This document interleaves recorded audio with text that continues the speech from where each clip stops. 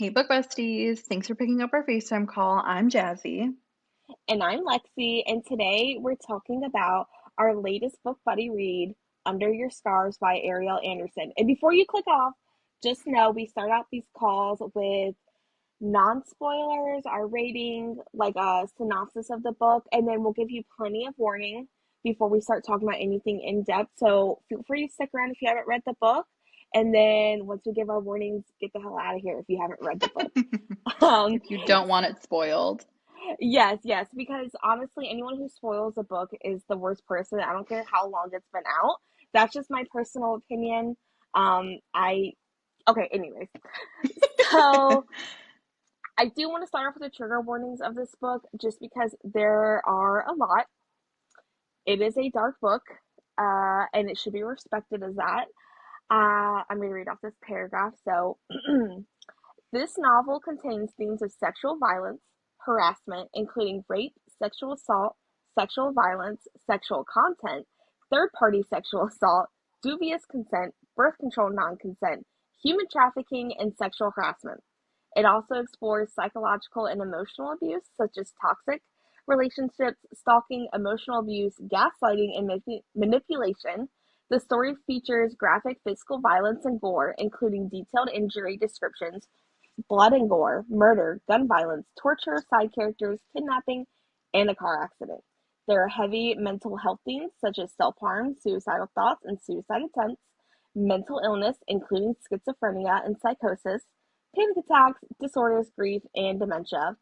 Some additional triggers can include the past child abuse, the death of a parent, terminal illness and cancer, and frequent profanity. That's a mouthful. Um, yeah, as I said, should be respected. Jazzy, do you want to give us a synopsis? Yes. All right. If you're so concerned about my humanity, Elena, then reach into my soul and find it, because I'm not sure I have any left. According to the FBI, I was considered a serial murderer after 3 kills. What do they call me after 52? They call me the silencer. One final bullet would have been all it took to stop me from taking another soul, and I would have been doing Meridian City a service by pulling the trigger. An angel crying for help stopped me, and that night I took 3 lives for her. Then 3 turned into 8, 8 turned into 20, 20 turned into 21, 21 turned into 23. Elena Young is the hero in my story, but I'm the villain in hers. And this is the kind of story where the villain gets the girl, even if it kills her. If only I'd read the synopsis truly before I started the book. Yes, I agree. I agree. I kind of jump into books like I'll take like a recommendation and I'm like, oh yeah, you know what? I like those feelings. Let me jump in and like see what happens. Ooh. hmm Okay. Let's start with our ratings. Jazzy, what did you rate this book? So I rated this one 5 stars, and I did put this book off for so long, because I knew it was a non-happy ending, and that is not a spoiler. It is all over the author's website. It's included in the Yes. tropes when you look this book up. But I do wish I would have read it sooner. Yes, my heart was shattered into a million pieces. And I also have not known peace since I've read this book. Like I think about this book constantly. And also maybe you do too because it's all over your feed, like it is on mine. Um, but this book did make me more open to non-happy endings, and also it made me open to anything that this author writes, because she is a big advocate for mental health. And when you look into her background, you really understand why. So I'm really happy to have read it, and I'm happy to have bought a copy to support the author. But yeah, I loved this book. Yeah, okay, so I gave it 5 stars, but that was with tears. Straight up tears. I didn't understand, like, when I was reading it, what could possibly go wrong, and I wasn't expecting what did go wrong. I gasped. I texted you, and I was like, hey, WTF, why did you recommend this book to me? And then I was like, oh my God, thank you so much for recommending this book to me. I loved it. The hmm writing is amazing. I truly felt like very engrossed in the story. The love story was amazing. Like I was hooked. Even though there were some questionable parts for me, that's just Yeah. me. I wanted more. The ending destroyed me. And I'm very much like I love a happily ever after. And so this was like especially brutal for me because I was like, Yeah. how could you? Um, I actually, so yeah, I read it because of your recommendation, but I also read it because I've seen so many like pretty special editions coming out. And I have a rule, I have to read it before I get the special edition. I don't really follow that rule. I have a lot of unread special editions. But for this one, I had to. So yeah, 5 stars with tears. Would I read it again? Probably not, because it made me so sad. Yes, so I was actually doing like the reread, re-listen because I did the audiobook for this one. And I yesterday when I was like re-listening to certain parts, I was like, I know I'm not gonna go past like this certain point. But even just like the what you call like the happy parts or like the beginning, like when I was re-listening to it, my heart rate was like getting up because I was like, oh my God, like I know what's coming. But yeah, it's and I thought the same thing when I like finished this book and I also did the novella. I was like, okay, I'm never coming back to this book again. But I wanted to kind of like refresh my memory. I just refresh or go through the heartbreak again for this episode. But yeah, Yeah. it just made my heart rate go up. Oh my goodness. I know I've heard that the audio is really, really good. And I wish I had listened to the audio for it instead of just reading because I feel like it would have impacted me like so much more. Um, like what did you think of the audio for the book? I absolutely loved it. The audiobook narrators did an amazing job. I loved the audiobook. The narrators did an amazing job portraying the emotion, and you really just went through the roller coaster of emotions with them. And they really brought the story to life. And yeah, I mean, I would recommend it if you love audiobooks or if you want to start with an audiobook. If you're a dark romance girly and you want to read this book or give it a try, I 10 out of 10 definitely recommend the audiobook. Yeah, I mean, I need to get more into audiobooks because there's a lot of like things that I do like, around the house when I'm driving, stuff like that, that I feel like I need them. It's just that I like those light audiobooks where like I don't have to like super pay attention, but Yeah. I feel like if I was listening to this one, I'd be sat. I would be Yeah. sat and I wouldn't be able to do anything. That's exactly how I was. Like I could not stop listening to it and I was like glued to the story. Like normally when I put on an audiobook, I'm crafting or baking or doing, anything, everything, whatever. But with this one, Yeah. I was just kind of like almost staring at the wall, like, okay, what's happening next? I know. Okay. I think so if you're still here, you haven't read the book, I would give this book a try if I were you. If you're wanting to get more into dark romance, if you feel like you can handle a non-happily ever after ending, go into it lightly. Do not ignore the trigger warnings. Hmm. They are real. Every single one of them is hit on hard, very hard. Oh my God, hard. And yeah, I think with that, we should probably move into like more of the in-depth talking. So if you ever read the book, please leave after you leave us a comment and a like and a subscribe. And what do you think, Jazzy? Should we get into it? Yeah, spoilers coming in three, two, one, now. Um, yeah. So where to start? Okay, I'm gonna let you start Okay. because I got a lot. Um, so I guess the biggest thing, if you're still here and you want it spoiled, um, they all die in the end. But in the most God. like tragic way. So the main character, the silencer, and Elena falls in love with a Christian, a billionaire, who we find out is actually the silencer, and shit hits the fan, and then shit hits the fan again, and shit hits the fan again. And It doesn't essentially, stop hitting the fan. it does not stop hitting the fan. The storyline is very, very involved. Like this is like we said, this is the book that you have to pay attention to what's going on. And like going back and like listening to certain parts yesterday, you kind of pick up on there's like a lot of little things that you kind of like pick up on or little Easter eggs that'll foreshadow what's gonna happen. So essentially Elena's father and Christian's father knew each other and Elena's father actually killed Christian's father because there was like affairs and cheating. But the man Elena's father is just unhinged, just as much as Christian, in my opinion. And he ends up killing his wife, Elena's mother, Elena, and then him. Well, he dies too.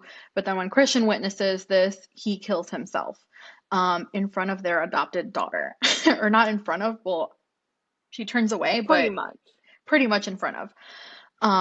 And it's just, it's heartbreaking. It's devastating. I don't even know like where to start in terms of like plot for this because it's, again, such an involved story, but I think it's such a great book. Um, but I think the one thing that I will say, especially with the ending, like I feel like a lot of people will either love it or they're just like, no, this is heartbreaking and hate it. Um, I personally think that in my little Delulu brain, even though they both died, Elena and Christian both died, I think that it happened the way that it needed to happen because when you read this book, Christian is not mentally well. He has said, like, Elena is his whole life, his whole reason for being, and he was serious about that. So Elena dying and him killing himself was like what was going to happen regardless. Because if Christian would have died, Elena would have been strong enough to go on in life without him and be the mother that she needed to be for their adopted daughter, Caroline. But the truth is, or that is not the same for Christian. He could not be the father that Caroline deserved without Elena. And in my little brain, I'm like, okay, well, they died, but they died together. But then it's heartbreaking because the cycle of a parent being murdered in front of a child is being repeated again with Caroline because the same happened to Christian. And they adopted her, and she was only with them for, I don't know, maybe less than a few months, and then she's orphaned again. So that's like the very tragic part of it. But even still, I'm like, it's sad, but I'm like, well, they're together. I know that's like Delulu thinking, but it's just That my is brain very trying to cope. Delulu. It's my Okay, brain there's no trying to coping. cope. Yes, Well, when I was like 100%. explaining it to my husband, I like told him, what happened with like the kid. And he was like, "Oh, back to the orphanage she goes." And I was like, "How dare you?" Like you cannot just like be so chill about this. Yeah, Um, no. I think they deserved a happily ever after, and that's just me. Like I like what the hell? I wanted him to get better. He was never going to get better. I can admit that. Mm-mm. Like I don't think. Okay, there's one thing I want to touch on. This story is just Batman with extra steps. It Okay. is very Uh, Batman, because it is in like a fictional, what is it? What city is it? The fictional city that they're in is kind of like Gotham, like it's very dangerous and very like there's a lot of and his violence parents die in and his front of him. parents were murdered in front of him coming out of like a diner and they're very rich, like it's this whole thing. So yes, it gives very much Batman vibes. And there's the butler or like his uncle or whatever. Anyways, so like His that part uncle's was not his kind of like, butler. well, I mean, it gives the what is it like Jeeves or I don't know, It whatever. gives It gives Alfred. Batman. Alfred, It that's what his gives name. Look, Alfred I vibes, never said yes. I was a superhero girly, okay? Um, but yeah, so like that part, like I was it took me a little bit to get into it at first. I was like, what the hell is this? Like, why am I reading about Batman right now? Um, but yeah, I mean, he just wasn't mentally well. Mm-mm. Personally, I don't think she was mentally well either because some of the stuff she was putting up with, I was like, girly pop. Yeah, well, she was manipulated by him. And when we say toxic relationships, like this shit was toxic because Christian was coming to her as Christian the billionaire, but also at night he would be the silencer, and they were one and the same person, obviously. And he was like manipulating her to act and be a certain way, or like warning her to like about like, oh, I'm gonna murder your boyfriend, or like my your boyfriend's head is in my scope. Should I pull the trigger? Just like obviously taunting her, but it's the same. He's the same person, but obviously like this man has like multiple personality disorder. Like he was Yeah, not or just mentally well. schizophrenia. Well, Yeah. yeah, I mean, you didn't even find that out until like a little bit into the story that he is a silencer. I mean, obviously, I think like context clues, like you knew it was him Yeah. because like it just made sense, but it's written in a way to where you don't know that he is the silencer. And there's a couple times where I was like, man, are you gaslighting me? Like, is he the Yeah. silencer or not? And then that one scene where Christian the billionaire really does piss her off, and then that's when you find out basically because the Hmm. silencer's like, I'm gonna kick your ass, and he hits the mirror, and it's like, Yeah. I hold mean, on. you could go on until it's revealed, like verbally in writing on the book. You could go on not really knowing because it's not 100% clear. But there are a lot of clues. The silencer calls Helena Angel, and at one point, Christian lets it slip, like the pet name slips out of his mouth. Or he's like talking to her, and she's just kind of like, "What did he say?" But she just kind of moves past it. So also, like in a way, she kind of sees things too, and she's also kind of in denial because when it happens and when it's revealed, shit hits the fan. And you as a reader could go through like up until that point, not really like confirming to yourself, just like Elena, being like, Yeah. well, I don't know. But then when it is confirmed, shit hits the fan, and then you're like, okay, well, all of that made sense then. Like, I understand why like things happened the way that they did. Um, but yeah, definitely toxic relationship, manipulative, but she chose to stay with him and unfortunately, like the book says, like in the synopsis, the last sentence is like, I'm gonna get the girl, or this is the kind of story where the villain gets the girl, even if it kills her, and very, very true. Yeah, unfortunately. And it's just you read that and you're like, oh, that couldn't possibly be what happens. It's what happens. Um, okay. So I know like there's a lot of cycles in this book that I think that's what makes it so devastating is that it's not a cycle breaking book, it's a cycling book. Yeah. That's a mouthful. But basically this all starts out with, his parents and her parents. That's where the rot starts, basically. Hmm. And Elena's dad never fully gets over the murder of his first wife First and kids. family. Hmm. Yeah, and that's talked about throughout the book without you even realizing why it's touched on so much. And then you find, Christian's dad is the one that orchestrated their murder, and it was like a whole thing, right? It Yes. it kind of all right, towards the end of the book, there's only like a couple things about this book that I really didn't like. I thought it was not great of a plot point that Elena's dad tried to copy the silencer. And there was like that whole scene where he was dressed as the silencer and she couldn't tell. I'm like, you couldn't tell that was like a 50, 60-year-old man in a shirtless vest. Like, I mean, I didn't like that. I think the storyline could have gone without that. Me personally, I didn't like it. What do you think? Yeah, I mean, as soon as it happened in my brain, I was like, that's gotta be the dad, right? As Right. soon as it happened, I'm like, ah, crap. But I also think it like really showed how like unhinged the dad was as well. Like the dad was also mentally ill. Like he was also not well. And his whole thing was that like he was trying to save Elena from Christian, from the silencer, because he knew. Um, and I'm like, you're just as bad. Pot, meat, kettle. Like you're dressing up just like him, Yeah, and he wasn't even imitating doing him, anything. and doing, Like, yes. And I just listen. The man killed his wife and his daughter to like stop them from being around Christian. And I know that at the end you find out that this man had a brain tumor, but I'm like, I don't give a shit. I'm like, no, he killed his wife and his daughter. Like, I hope, and I remember, like, I was doing a buddy read when I was reading this, and I was like, shouty, capital texting, like, my friend, and I'm like, oh my God, like, the dad, fuck the dad. And I'm like, I think I even said, like, I hope that he's reliving his first family's death in hell, because I was so pissed. same. Like, it didn't make any sense because, like, honestly, like Christian or the silencer was really making like an effort. He had won over the mom.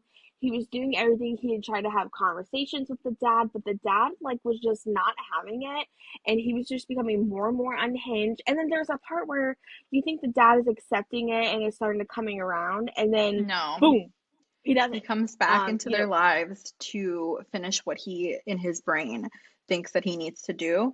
And I think that one of the first times that I was like, oh, this guy is not okay. When they first meet, or like one of the first interactions he has with Christian, he just like punches him in the face. Like yes, out of nowhere. Christian is just like talking to him, and granted, Christian is not a great person either. Like he obviously is a serial killer. Like toxic man, morally gray, pitch black, whatever you want to call it. But this man was making an effort, right? So in this book, he's making an effort to talk to Elena's father because Elena has expressed that her father is like one of the most important people in her life. She's a daddy's girl, her words, and he tries to talk to the dad, and the dad just straight up just punches him in the face. And I'm like, oh, okay, this man is also unhinged. Like this man is also not Oh, okay. 100%. And it sucks because, the dad's a doctor. He's very like well established in the community. He's a great dad to her, albeit a little overprotective, obviously because his previous family died. Um, okay. So I kind of like want to pivot. So there were some other like really awful things that happened in this book. So she gets kidnapped by this person Christian fired on her behalf for bullying her at work. It was like her boss Her or former boss, yeah, her former yeah, boss. but Christian owns the company, but this guy was her boss, like she was the assistant to him, and he arranges her to get kidnapped by like these sex traffickers and oh my god, that was like a brutal scene. Like Christian had a or the silencer had to watch her get raped repeatedly by multiple people because he couldn't Yeah. get to her. My gut, He like, couldn't get into the glass. It was not a glass, but like a bulletproof, like clear room that they were in. And they did it on purpose. Like they did it to lure him out. And they wanted basically they wanted it, they had him where they wanted him. But also I want to point out that this was like not or maybe like halfway through the book. Like this, you would think that this is like, oh shit, like we're getting to the end and this is a tragedy. Like her, unfortunately her like getting kidnapped and sexually assaulted was not the tragic like ending of this book. And so I remember texting my friend Abby and I'm like, Abby, like it's halfway, like what are we doing? I'm not okay. But yeah, it I was like, shit is gonna hit the fan again. I just know it, and it did. But yeah, that part was it's very graphic. So when we say like take the trigger warning seriously, this is what we mean. Like it gets very dark and very graphic, um, towards like halfway through the book. well, and the reason why they did it, or I mean, they were gonna do it regardless, is because she wouldn't tell them who the silencer was, which it was Christian, and he couldn't understand. Like he's like, I wish you would have just given it up, and she was like, they were gonna do it anyway, and I think that's Yeah. also like a huge catalyst was that her dad felt that Christian was responsible for all of this. He didn't know like Hmm. the whys or like the deeper story. He was like, yeah, like Christian brings bad, like Christian's dad brought my family. Like, okay, ugh, her dad pisses Again, me off. he is not well. Yeah, okay. So then, Christian helps fund this like orphanage for kids since, he was an orphan. And that's when you meet their soon to be adopted daughter, right? Me personally, I love the writing in this book, but I felt the dialogue with the daughter was like super cringe to me. I didn't like it because she was like, "Are you my mommy now?" It just felt very much like, ugh. I didn't like that part. But it was a sweet storyline. That like one like little piece was very nice. Yeah, I I don't think know. it was just kind of a way to like show that they had a connection right away because the daughter or like the little girl that they end up adopting right away takes to Elena and obviously she's known Christian for a while because he like funds the orphanage and helps out the kids and stuff, but the little girl took to Elena right away. And when they end up getting Yeah. together, Christian tells her, and at this point she doesn't know that he's a silencer yet, but Christian says like, now that we're together, I want to let you know I do want to foster, and I don't know if that's something that is okay with you. And she's like, oh, okay. Like, so I'll foster with you. Again, when they're living in their happy little bubble. But I mean, the daughter was really cute. It's really tragic that she was only with them for a few months. But um, did you end up reading the novella Delilah after you read Under Your Scars? No, it didn't. You wanna know why? Because that bubble burst and I couldn't handle it. I It, do I do want to read mm-hmm. it eventually. I don't know, Yeah. maybe. Yeah. So, I won't say too much about it, but I will say that this book, even though it was super tragic and it did not make me cry, tears were not shed when I read the book, but I will say, number one, I was texting Abby and being like, what the actual fuck? And number two, I I thought I was fine because I was like, oh, okay, like it was sad, but I didn't cry. I was in the foulest mood after I finished this book. My boyfriend was like, what the hell is wrong with you? And I had to like proceed to tell him like this about this book, and he was like, well, damn. But when I read the novella, bawling, like I could not contain it. And also when I was telling my boyfriend about the novella, I was just like tears were streaming down my face because it was just so sad. Like it just the trauma continues with Delilah. Yeah, which sucks. Oh, and also there's a lot of like little tiny subplots in the Under Our Stars book because her best friend portrays Elena. Elena's trying to be a lawyer. Do we ever find out, did Elena pass the bar, or did we never actually find out she passed it because she died before she could open the results? I'm pretty sure she died before she could. I think so. I honestly that's something that I really can't remember, but of all the things, like yeah, no. And he's Um gonna I pay to have her pass, which sucked. also I want to just say that of all the dark romance books that I've read, I think that Christian is like I don't know how to explain this, but basically in my mind, Christian is the dark romance MMC where he followed through on every single thing that he said he would do. Um, Prime example, and I still think about it to this day. His bodyguard Gavin, who is in charge of overseeing Elena's safety, when like right before Elena gets kidnapped, they have a conversation or like they little chat where Christian basically like in passing tells him like if anything happens to Elena, I will kill you. And he did. He straight up killed that man. Yeah. Did not give two fucks. And I was like, holy shit. Like, because in a lot of dark romances, like they're always like, oh, they're always telling the bodyguard, like, if something happens to her, like I'm gonna hang you by your toenails or whatever. And like they don't really ever follow through on shit like that. Um, and he killed the bodyguard because she got kidnapped. And yeah. Um, and And also that's he not a light killed, thing. Mm-mm. no, it's not. That honestly shocked me more than him killing Kate, her friend, who in the end also had a hand in her getting hurt. Um, and also the biggest thing is he told Elena that he could not live without her, and he couldn't. He followed through with it. Basically, everything that this man said that he would do, he did it. He followed through with it. And I think to this day, like he's the only dark romance MMC that I can think of that has really been like a man of his words. Like what he said, he did. Like take that shit seriously. I know, and I think that's like where dark romance is so tricky because there's like a huge moral complexity, like with all this. Like, honestly, if I met Christian in real life, I wouldn't be like, hey, like, you know what I mean? I'd be like, sir, here's some Ativan, here's some Versed, like, whatever, hey, medical jargon. You need Yeah. to go to take like a nap. And I think that's what's hard about like dark romance is like, like how much can you lust after without feeling like something's wrong with you? But But I think also like the main thing to remember is it's a fictional story. Like this is not a real yes, story. This is something that came out of an author's imagination. Um, so I mean, like that's the number one thing to remember. I don't think that it's weird to like lust over it or like be curious about it. But I think that it's important to know that like if you were to encounter these characters in real life, jail immediately. Jail yes, immediately. yes. And I think that's Um, what people don't realize. They're like, oh, like how can you like these books? Like, what's wrong with you? Well, what's wrong with you? Okay, like you liked watching Game of Thrones, but I'm pretty sure like you wouldn't fuck your sister.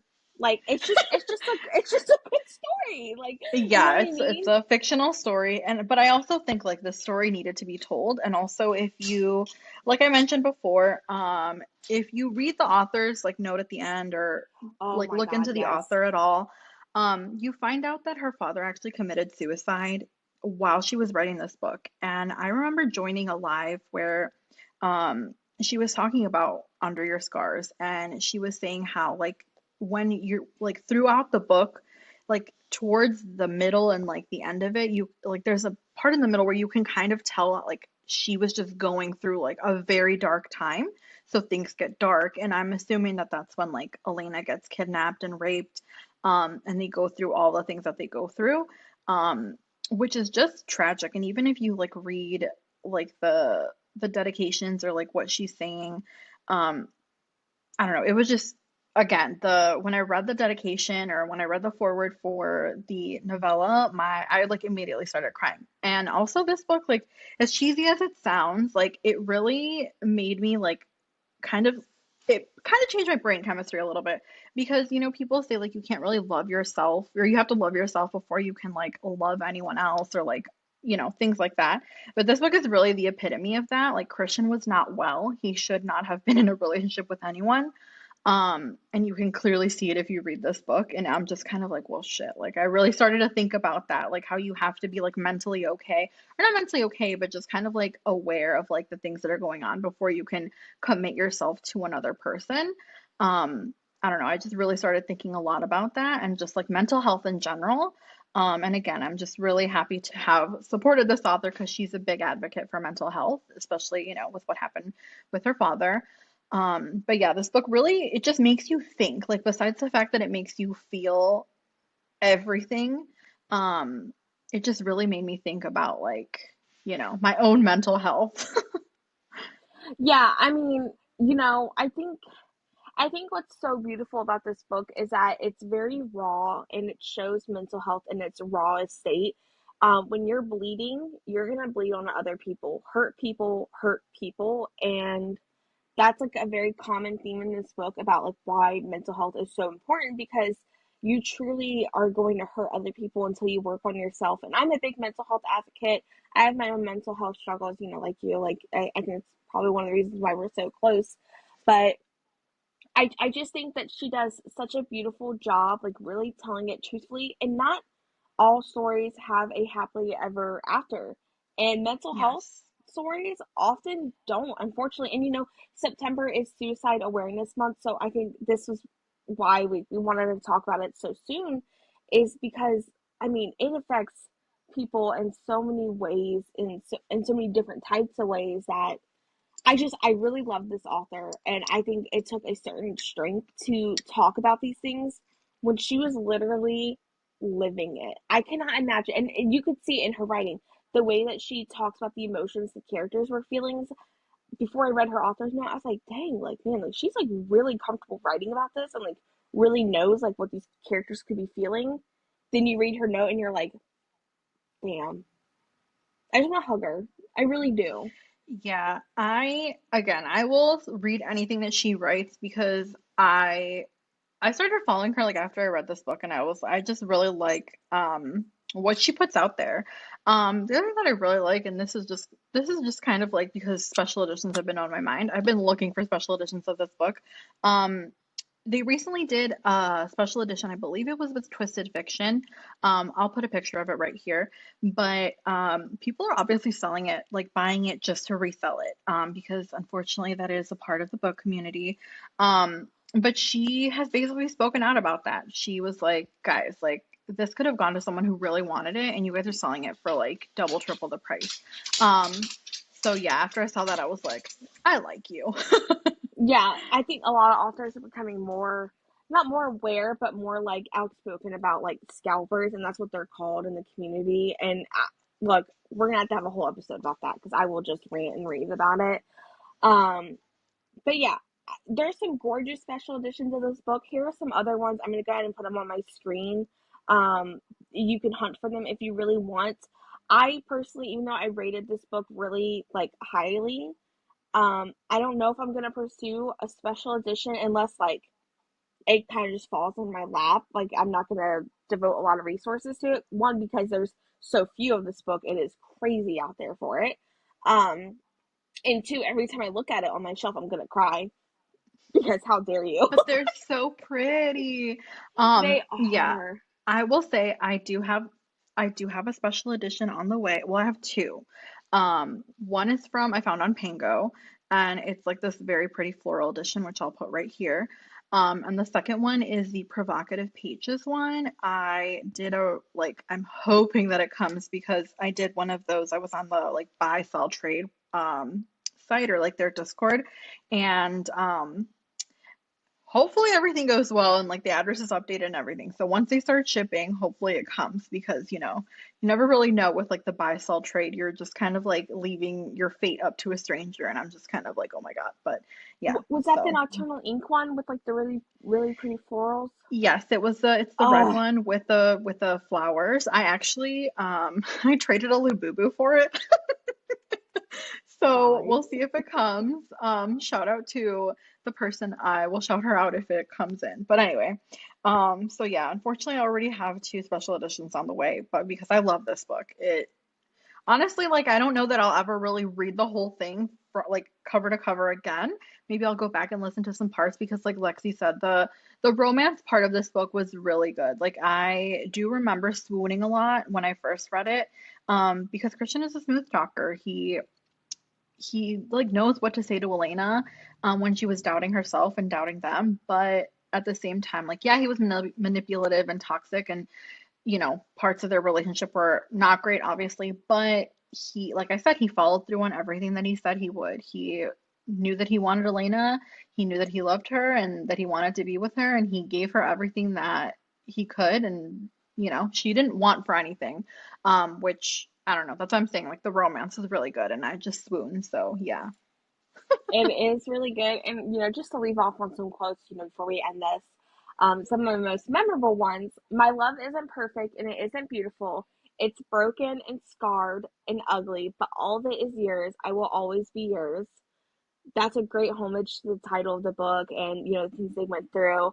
And then you are my everything, mind, body, soul. I fucking love you, Elena, and you will love me back.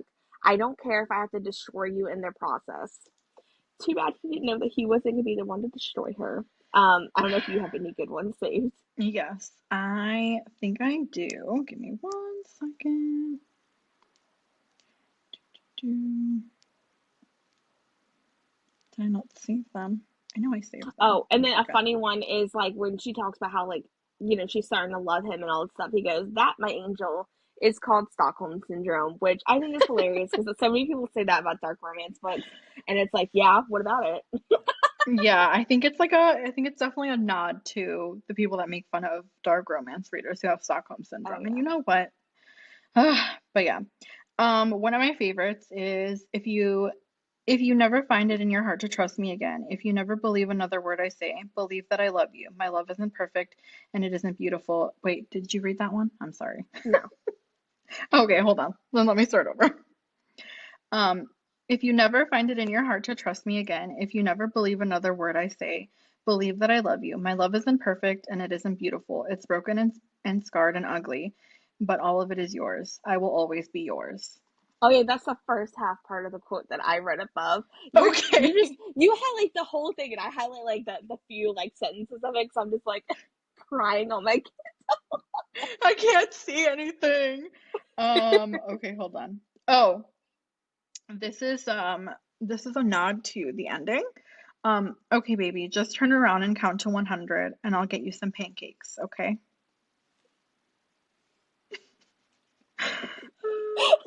That's like the look at the flowers thing on like Walking Dead. Like, oh my god, no, like I'm legitimately starting to tear up because I'm thinking about this poor girl just wanting her pancakes with her parents and they're dead. Yes, and you know what is diabolical?